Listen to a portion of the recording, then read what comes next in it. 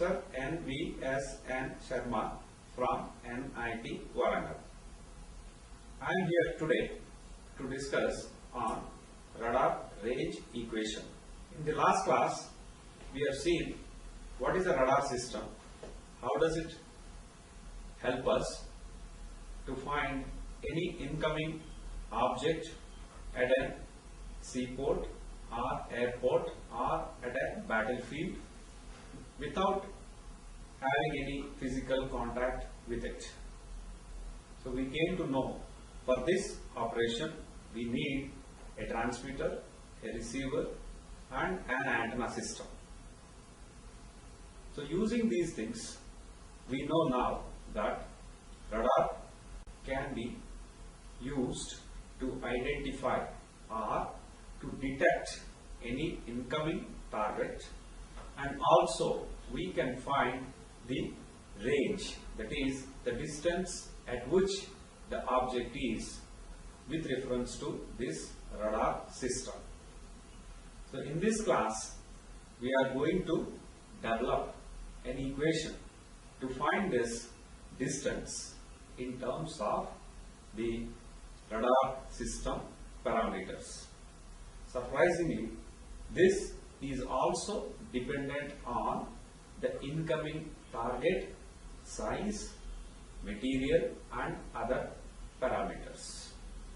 So, taking all these into account, in this class we are going to derive an equation which is very much essential for any radar operator.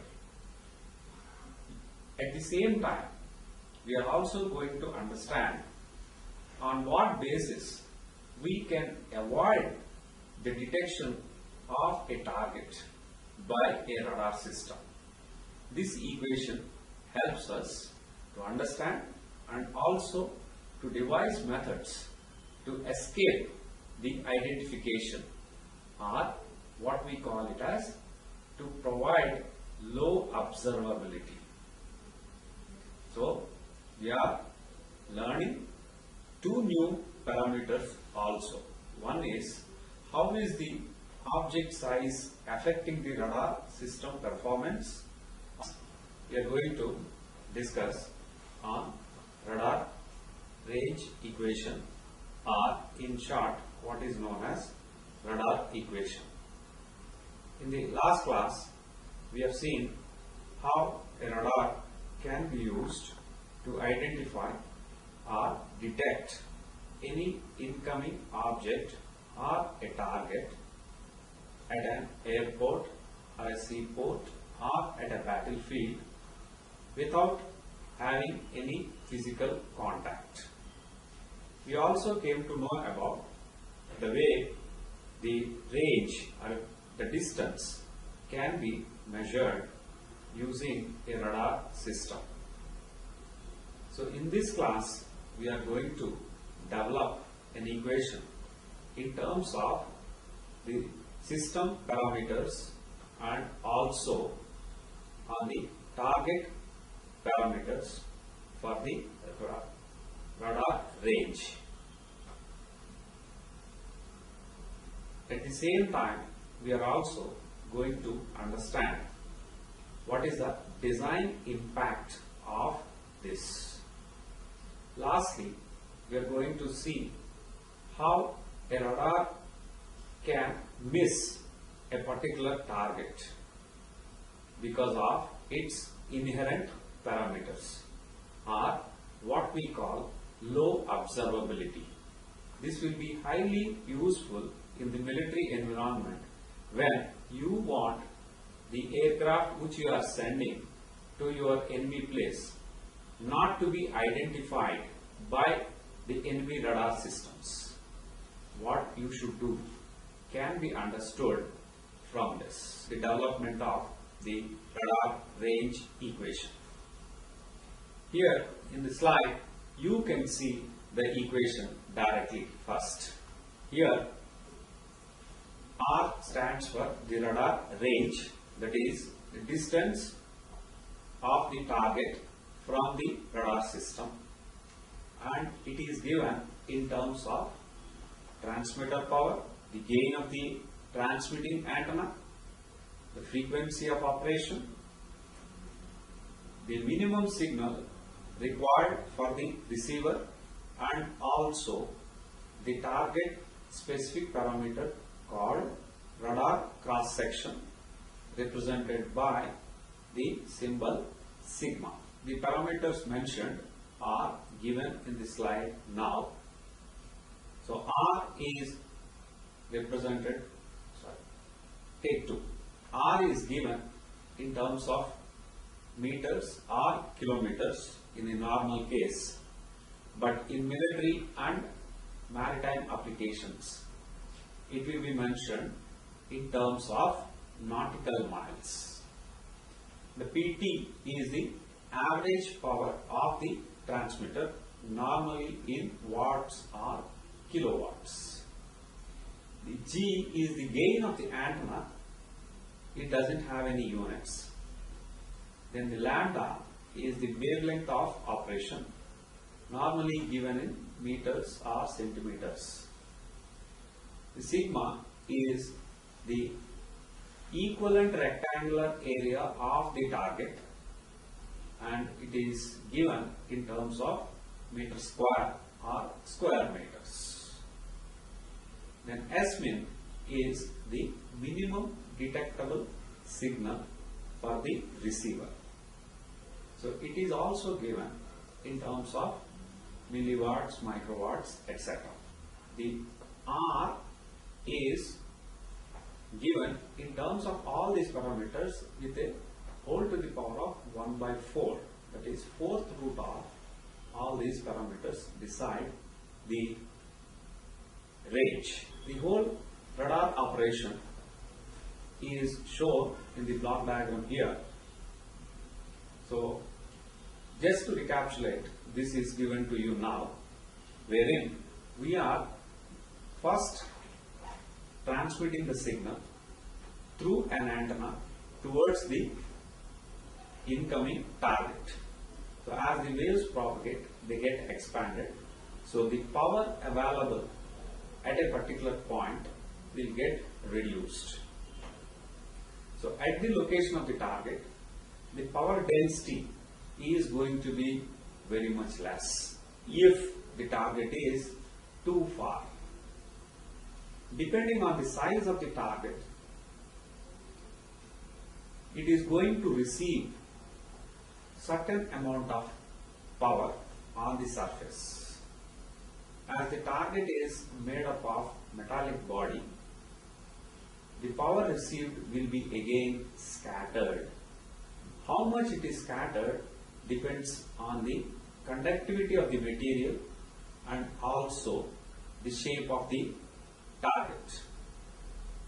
So here the electrical parameter equivalent to this is given as the radar cross section, or the cross sectional area of the target as seen by the radar, and it is represented in meter square.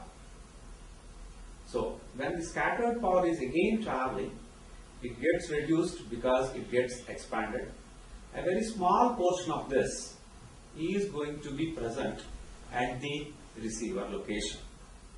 Depending on the capability of the receiving antenna, we will have certain amount of power received.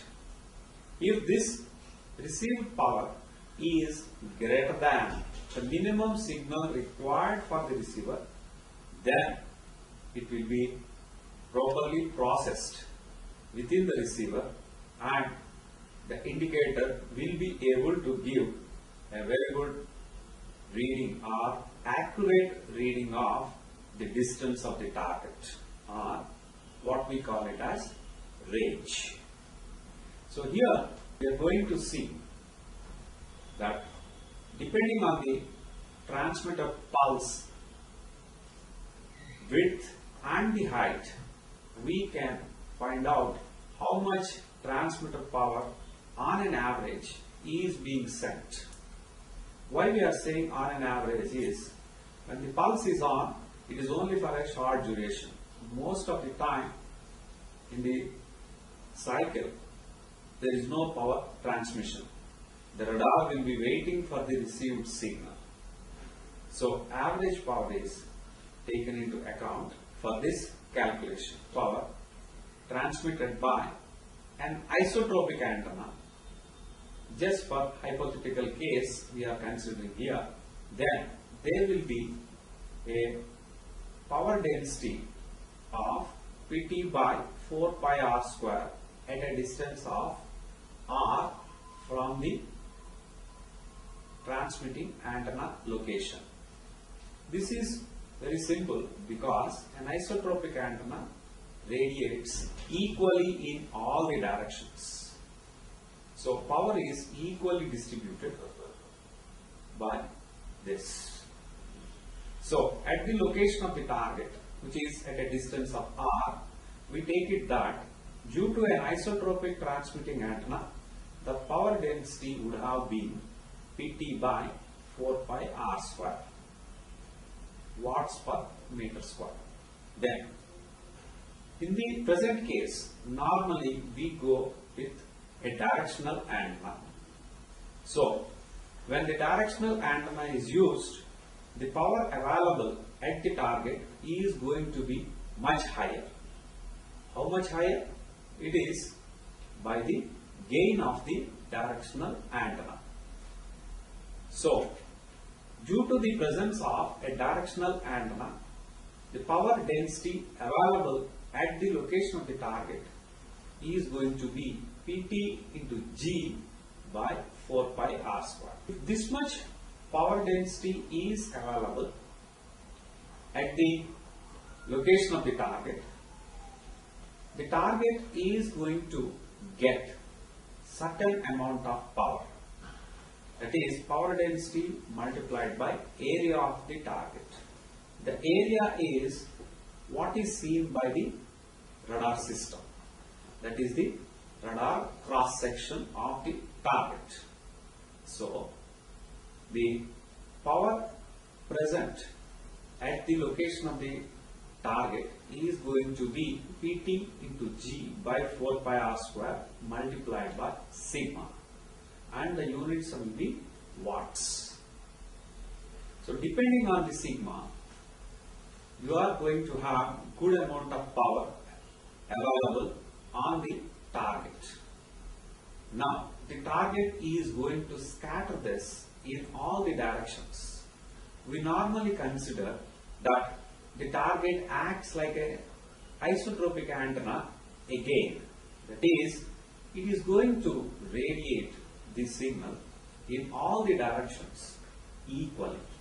So, the power scattered by the target is going to travel towards the transmitter again, and at the location of this radar system, the received power is going to be Pt into G by 4 pi r square multiplied by sigma divided by 4 pi r square will be the power density at the location of the receiver, and the units will be watts per meter square.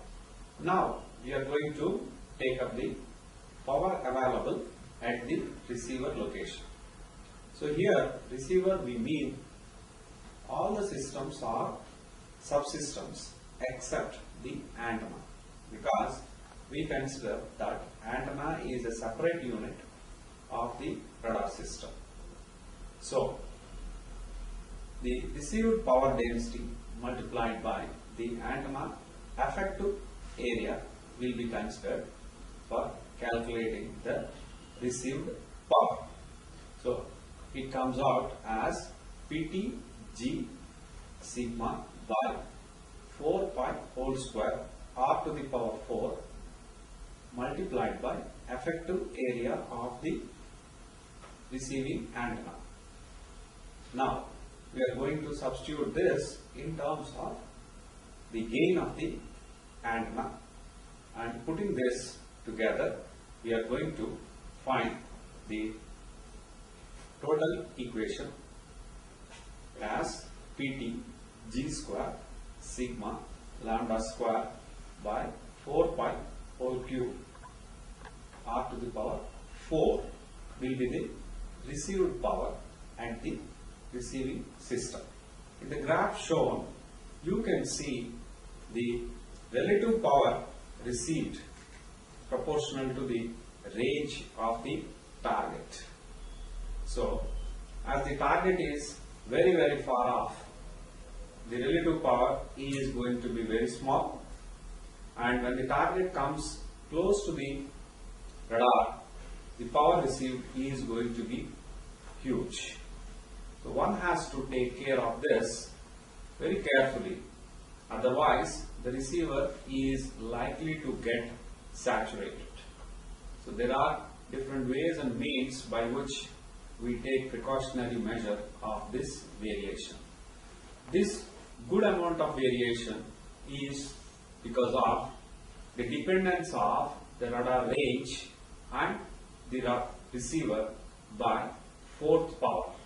So a radar system is capable of detecting the targets as long as the received echo power is greater than or equal to minimum detectable signal of the receiver chain. If the minimum detectable signal is very less, it means that the radar can detect the targets which are very far off. If the minimum detectable signal is quite high, obviously very short distance targets can only be detected. So, if the radar range is decided first, we will try to identify a receiver which has a very low minimum detectable signal, or the sensitivity, which is normally expressed in dBm. A radar has to have a long range. That means if it has to detect targets which are hundreds of nautical miles away, then the transmitter power must be very high and the average power must be also quite large.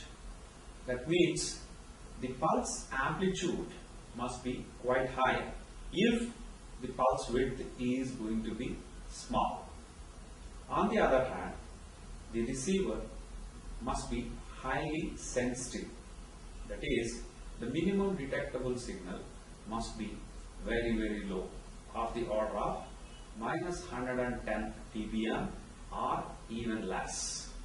Whereas the transmitter powers will be of the order of 40 dBm W or 50 W, 60 dBW, etc. An increase in the transmitter power will have very small effect on the radar range. This is because the fourth power relationship between the transmitter power and the range. As you can see with an example on the slide, that by doubling the transmitter power, which is quite expensive, the improvement in the radar range is going to be only 19%.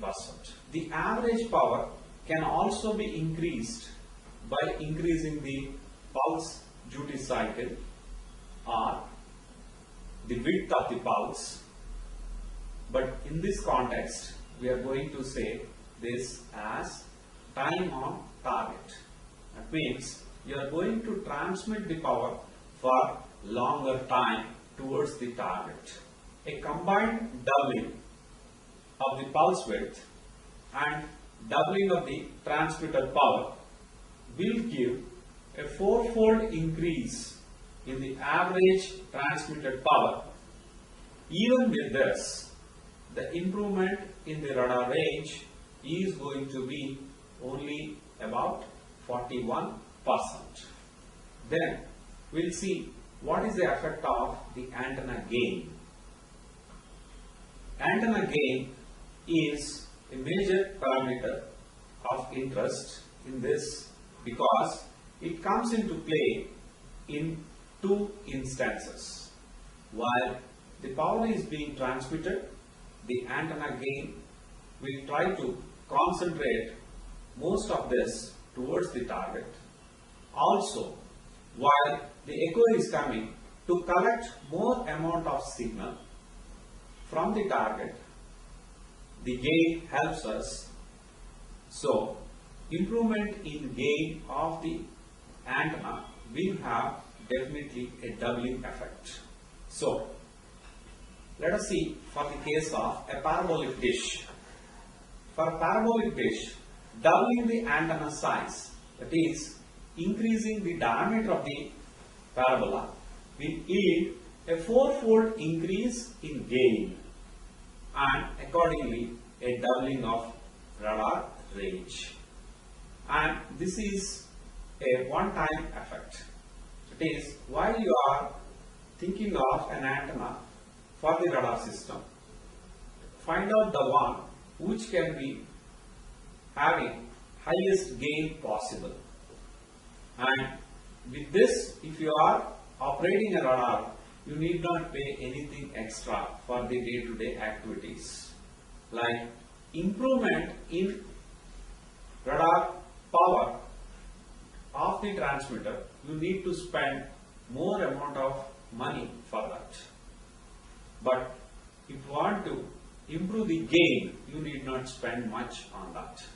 So definitely the radar designer will try to see that the antenna that is being used will have highest amount of gain. That is why a parabolic dish is the popular choice.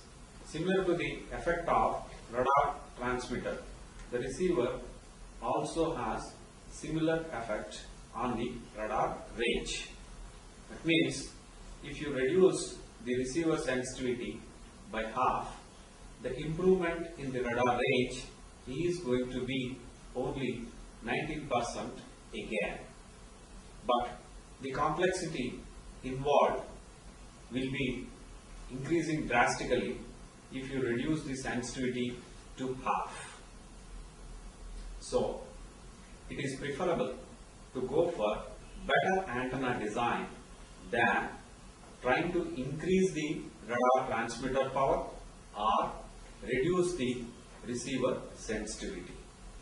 So, simplistically, the smaller the radar pulse width, the larger the required receiver bandwidth and also the receiver noise floor. So, here you can see in slide 19 the requirement of receiver bandwidth. So, in time domain, when you are going to send a narrow pulse, it's going to occupy large bandwidth, and if you want to accommodate all the power that is available, the receiver must have wide bandwidth, hence more fast forward. If you can go for a broad pulse, then the spectrum of the pulse is going to be narrow and hence the receiver bandwidth requirement is also going to be less. But mind you, narrow the pulse, you will be able to identify even close by targets. If the pulse is very, very broad, then as long as the pulse is being transmitted, the receiver will be shut off and hence the close by targets cannot be detected. So this is the trade-off between the pulse width and the receiver bandwidth requirement. So here we understood already that the received signal must be definitely higher than the noise floor of the receiver. So in this diagram you can see if the target is close by, the energy received will be very high and there will not be any ambiguity for the receiver between the signal and the noise.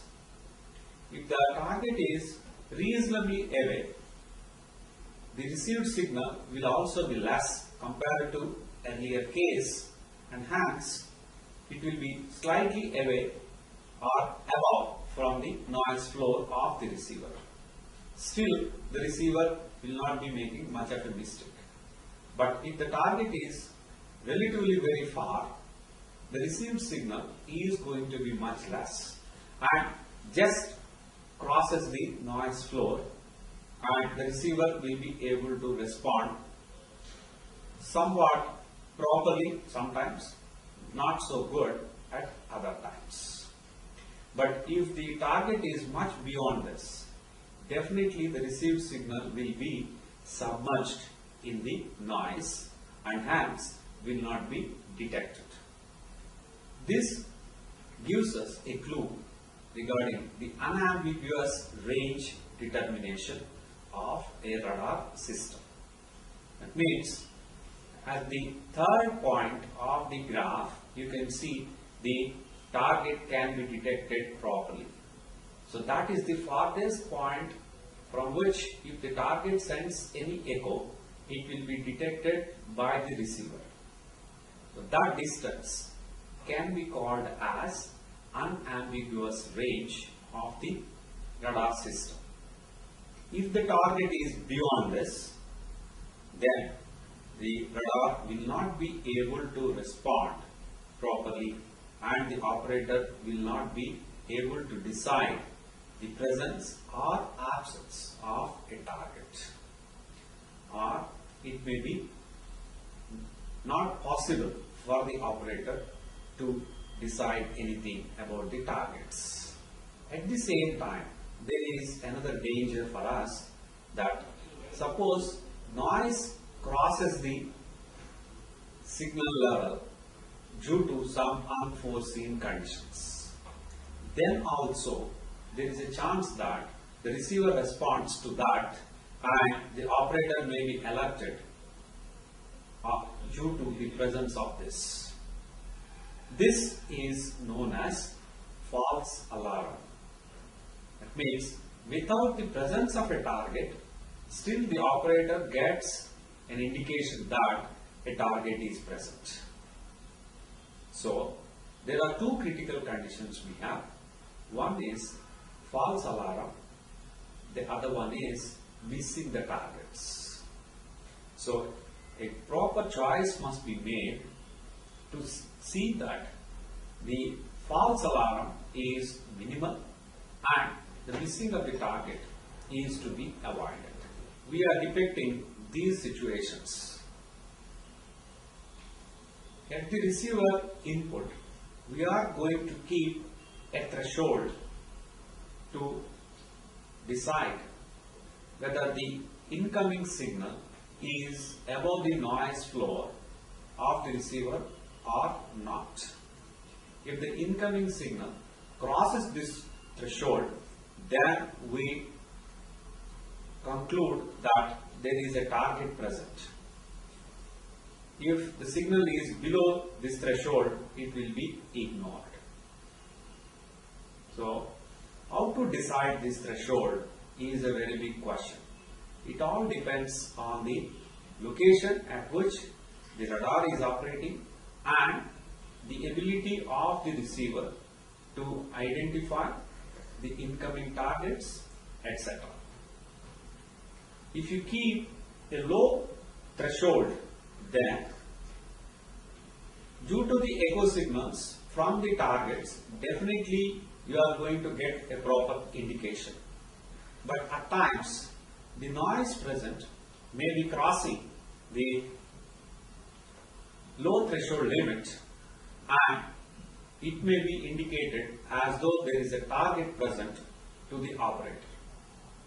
So physically there is no target present, but the indicator is giving you that there is a target. This condition is what we call as false alarm. This must be avoided at all situations. But if you want to avoid this, you may jump to the conclusion that you may put a high threshold level. But with a high threshold, you may be able to avoid false alarms or the noise itself crossing the threshold limits. But also, the far off targets will not be detected because the echo from these targets will be quite low compared to the threshold, and they will be ignored at the input itself.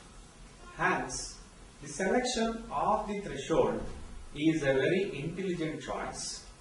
It should not be too low because we have to avoid false alarms. At the same time, it should not be too high to counter this missing of targets. This is a very crucial decision in the design of radar systems. In the initial portion of this lecture, I just gave an introduction about this. Let us try to see more aspects. Radar cross-section is not at all the cross-section view or something of the radar system. It is concerned with the target. In what way the target is presented to the radar, or from the radar point of view, how a target can be seen. That is, the equivalent rectangular area of the target as seen by the radar is represented by the term radar cross-section. So, as it represents cross-sectional area of the target, the units of this quantity will be meter square. And this radar cross-section depends on several parameters. It depends on the conductivity of the material used for the body of the target, the shape of the target, the look angle of the target from the radar, and several other parameters. You can see here a rectangular body with the size A for length and B for the width. If you take the RCS of this target, then you will get a very large RCS value because it's going to reflect good amount of signal. So its RCS value is going to be simply AB. Here you can see a sphere instead of a rectangle. Though the size of the sphere is quite large, the reflected signal towards the radar is going to be very small, and hence the RCS of this is going to be very less. So it all depends on the look angle of this. So the RCS of a sphere is given by simply pi r square. We are keeping a cylinder before the radar and trying to understand how much signal will be reflected by this, and hence what will be the RCS of this. So here the RCS can be small for certain look angles, it can be large for certain other look angles. The sigma or the RCS of the cylinder is going to be 2 pi r a square by lambda, and mind you, it is only in a particular look angle. With this, you can get an idea that more the RCS, the reflected signal is going to be more, and hence at the receiver you will have very little doubt about the presence of the target, and accordingly you can also make an accurate calculation of the range.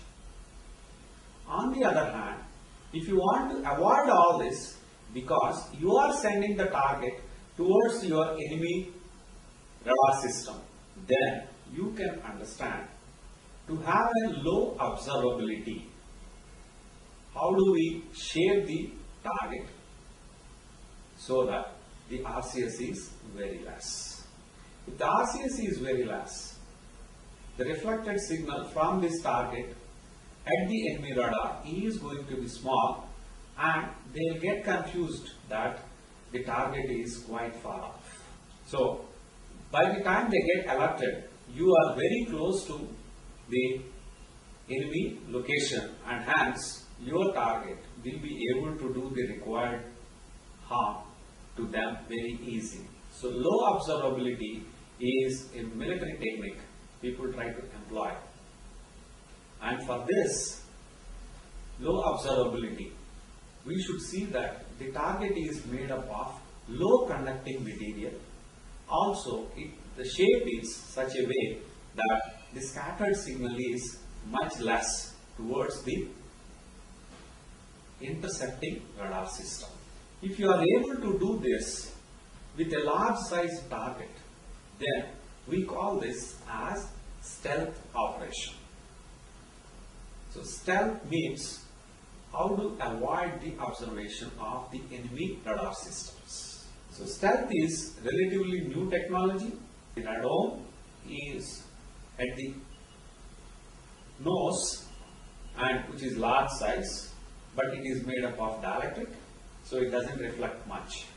But the other parts like the gun muzzle, fuselage, leading edge of the tails, wing when viewed horizontally points, all these things will be the major sources of reflection of the incident electromagnetic energy, and thereby they give rise to high value of RCS. So if you want to avoid detection of your target by the enemy radars, you should see that the large reflecting areas are reduced drastically.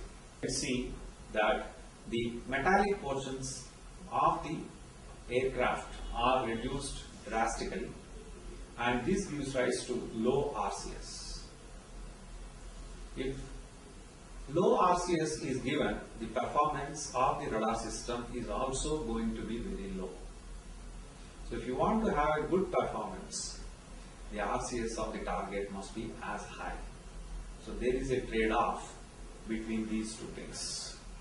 In this graph, you can see the RCS values of different day-to-day objects.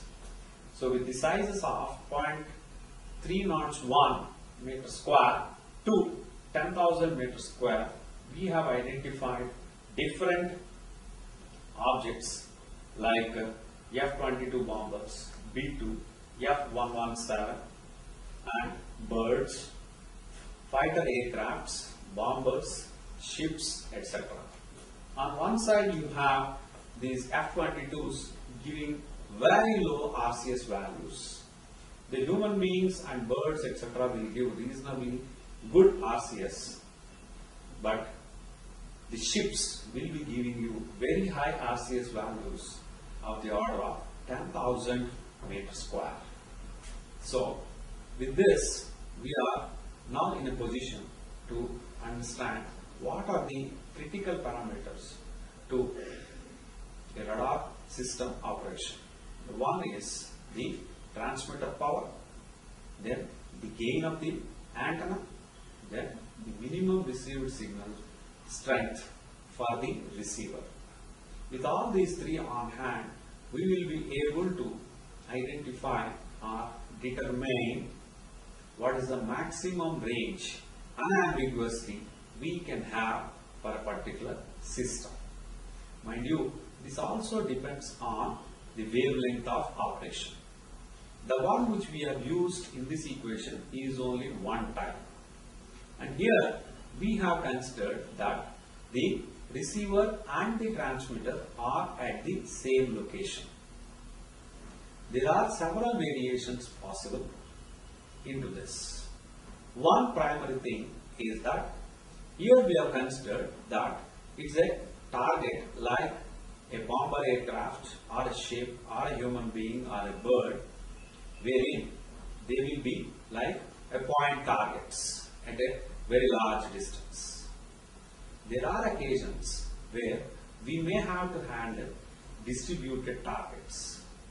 For such cases, the same type of derivation can be done, and there the received power is going to be proportional to 1 by r square. Presently it is 1 by r to the power 4. So in distributed targets case, the received power is going to be definitely much large for the same range. The distributed target condition will be applicable where you are trying to send signals into the atmosphere to understand the weather conditions. Similarly, from an aircraft, if you are trying to send the signals towards the ground to get an indication of the altitude of the aircraft and similar situations.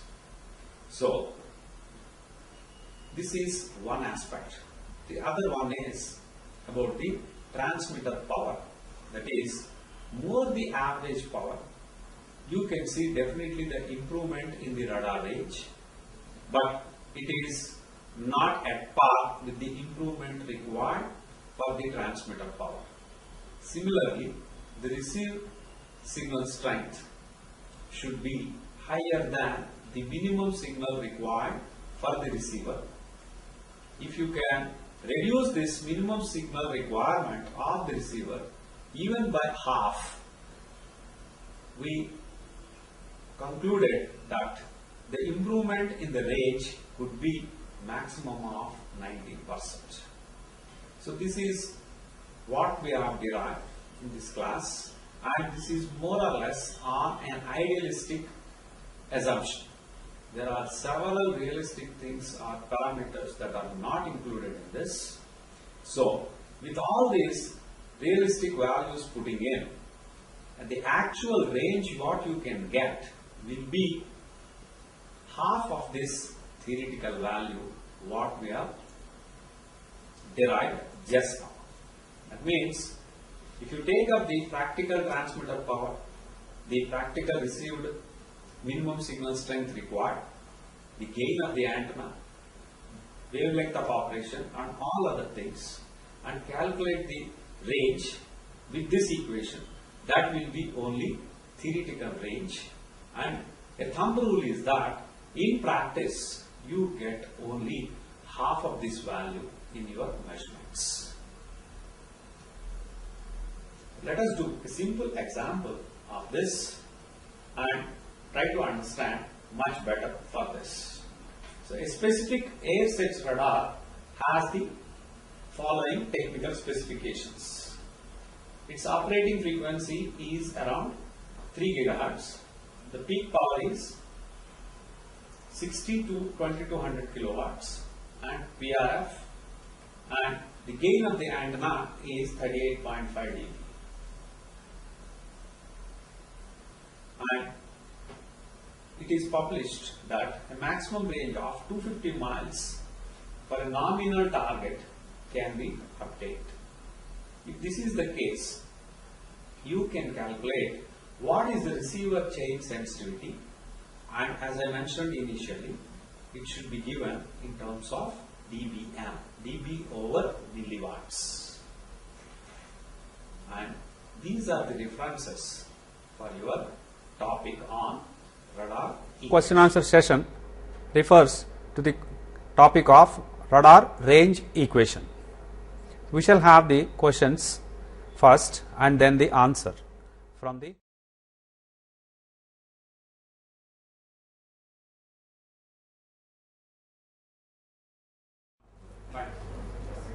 Yes. So scattering depends on the material of the target. Which material offers less scattering? scattering depends on material of the target. Which materials offer low scattering? That is, the scattering of the targets is due to the metallic nature of the objects. So, if the metallic nature is more, the scattering is going to be more from any target.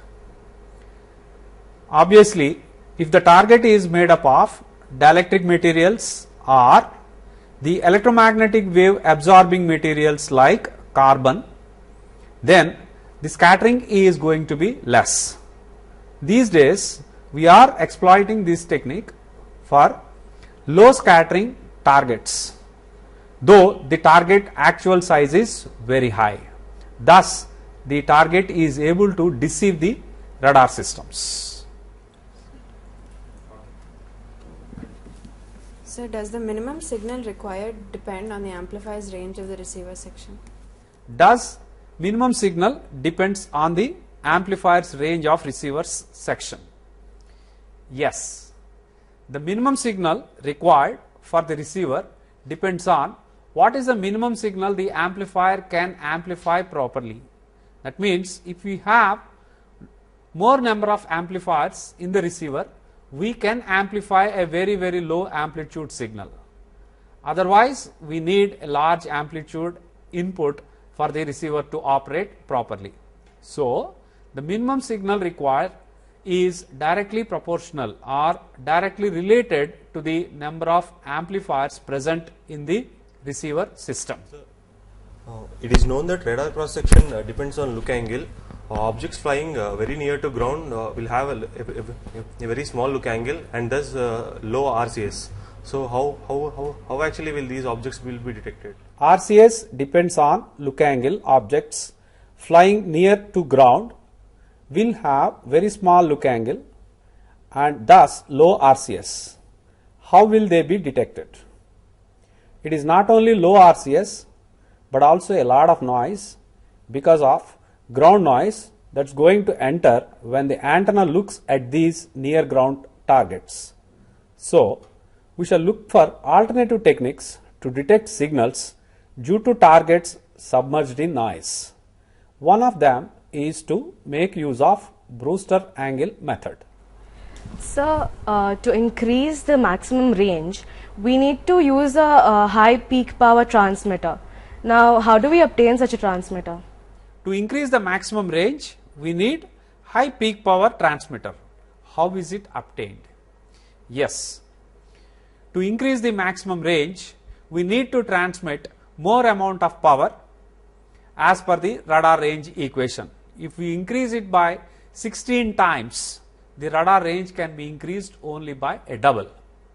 On the other hand, if the radar transmitter power falls by 4 times, then also we can detect the targets at double the distance.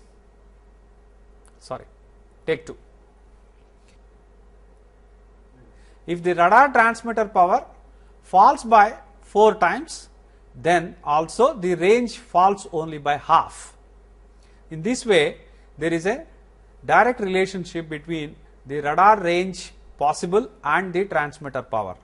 So, in this, if you want to transmit more amount of power so that we can get more amount of range, the best alternative is to go for good amount of amplification of the signal after the modulation. And here we employ power amplifiers to amplify the signal to be transmitted. See, power amplifiers will give rise to good amount of efficiency of the order of 90% or so, but with a penalty on the distortion of the signal.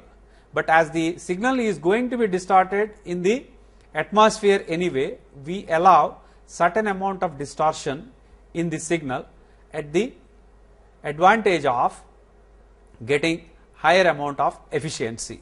Hence, we use class C or even class D amplifiers towards the end of the transmitter chain so that we will be able to transmit high peak power.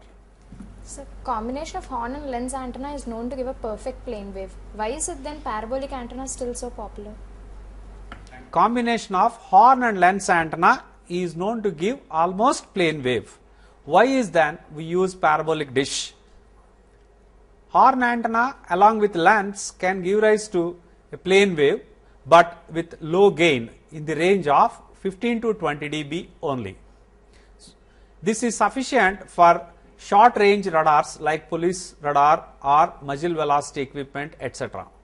But if you want have long range radar system which can detect the targets at hundreds of nautical miles or even farther, we need very high gain antennas like parabolic dish.